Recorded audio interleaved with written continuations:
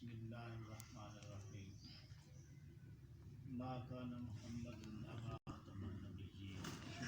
وکان اللہ بکل شیء علیما سبحان قال قال رسول اللہ صلی اللہ علیہ وآلہ وسلم انا خاتم النبیین لا نبی سبحان او کما قال بسم اللہ الرحمن الرحیم ان اللہ وملائکتہ یصلون یا ایھا الذین آمنوا صلوا علیہ وسلموا تسلیما اللہم صل علی وسلم. دامن نہ چھڑیا ہے کامیاب ہو جا سکتا اس تو محسوس یہ ہویا کہ آل رسول اگر دامن پکڑ لوے تو وہ نہیں چھڑ دے ساڈے چھوڑنے شک ہے اللہ پاک کو دعا ہے کہ اللہ پاک اسانے جس طرح بغیر منگے تو اسانو مسلمانوں دے گھر پیدا فرمایا ہے پھر اپنے پیارے حبیب دا امتی بنایا ہے پھر اپنے پیارے حبیب دی آل دے سانو انہاں دا غلام بنایا ہے اسی طریقے اللہ تا قیامت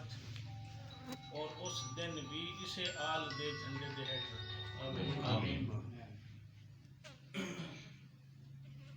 حضور سیدنا پیر میر علی شاہ رضی اللہ تعالی عنہ سارے سنگی سارے دوست بلکہ غیر بھی یہ گل جان دیں کہ خاتم النبی جین تے سیدنا پیر میر علی شاہ نے کس طرح کام کیا ہر بندہ جانتا ہے. قادیانی ملعون نے جس نے نبوت دا دعویٰ کیتا اس کو پہلے سیدنا پیر میر علی شاہ نو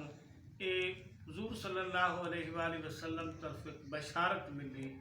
کہ تیرے ہندوستان دے وچ ایک فتنہ اٹھی بنا لائے کہ تسی جا کے اس دا مقابلہ کرنا ہے.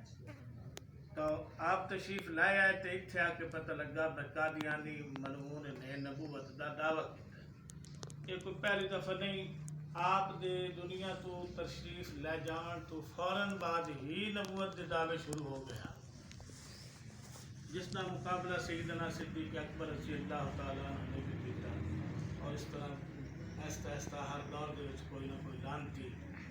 لعنت دا دور پھیل پیندا ہے. سن 1900 دے وچ اس لانتی دا جس لے انہاں نے کتاباں لکھیاں کچھ او دا جواب وچ حضور سیدنا پیر میر علی شاہ نے جواب وچ جڑی کتاب لکھی اس دا اج تک کوئی جواب نہیں دے سکے. اور لاہور دے وچ 5 اگست سن 1900 نو لاہور دے وچ ایک مناظرہ مقرر ہویا. حضور صلی اللہ علیہ وسلم سیدنا پیر میر علی شاہ دی تھوڑے تھوڑے وقفے نال آپ دی رہنمائی فرما رہے ہیں. لوگوں نے آخیا کہ قادیانی ملعون جڑا ہے وہ بڑا جادوگر ہے پیا جادو کر لینا ہے وہ اپنا نظام سارا کور کر لینا ہے. تو حضور صلی اللہ علیہ وآلہ وسلم نے سیدنا پیر میر علی شاہ نو یہ گل تجویز دیتی کہ تسی اس تو 12 فٹ تو دور بہو اس دا جادو دا اثر صرف 12 فٹ دے وچ. تو آپ صلی اللہ علیہ وسلم نے آپ رضی اللہ تعالی عنہ نے وہ ایک میز اتنا بنوایا کہ جس کی چڑھائی 12 فٹ کے درمیان بٹھا کے پھر آپ اس طرح تشریف فرما ہوئے. 3 دہاڑے آپ مسجد بادشاہ مسجد لاہور دے وچ ٹھہرے. سارے دوست احباب نو پتہ ہے ساری گلاں دا. میں ذکر اس واسطے کر رہا کہ کچھ انہاں دے ذکر ساڈے گناہاں دا کفارہ ہو جائے برکت ہو جائے. بزرگاں دی گلاں دا سارا سسٹم ہوندا ہے. تو آپ نے کوئی نہ اتھے آیا وہ ملعون اتھے آیا ہی نہ. اس نے کچھ سوال کیتے کہ ایک جڑا اس نے ایک خاص جڑا سوال کیتا کہ نوجوان لڑکی میدان دے وچ کھڑی ہوئے اتھے ہی وہ جناب حاملہ ہوئے اتھے ہی بچہ جنے. تو سیدنا پیر میر علی شاہ نے فرمایا میں یہ بھی کر سکتی.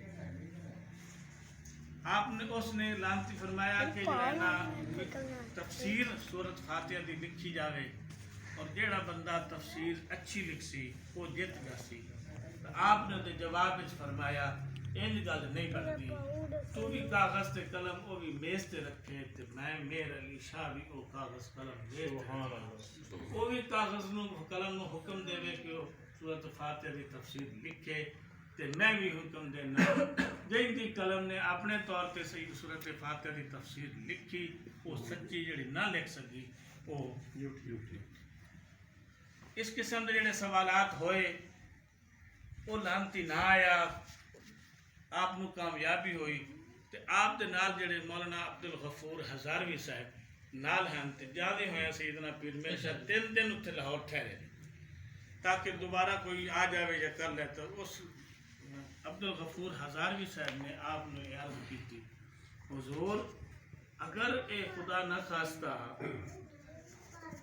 اے بندہ آ جاندہ اور اس طرح ہو جاندی تسی قلم رکھ دے تے وہ نہ لکھ دی, اور جناب اگر وہ جڑا اس نے بچی کا گل کیتی ہے نہ ہوندی اور جڑے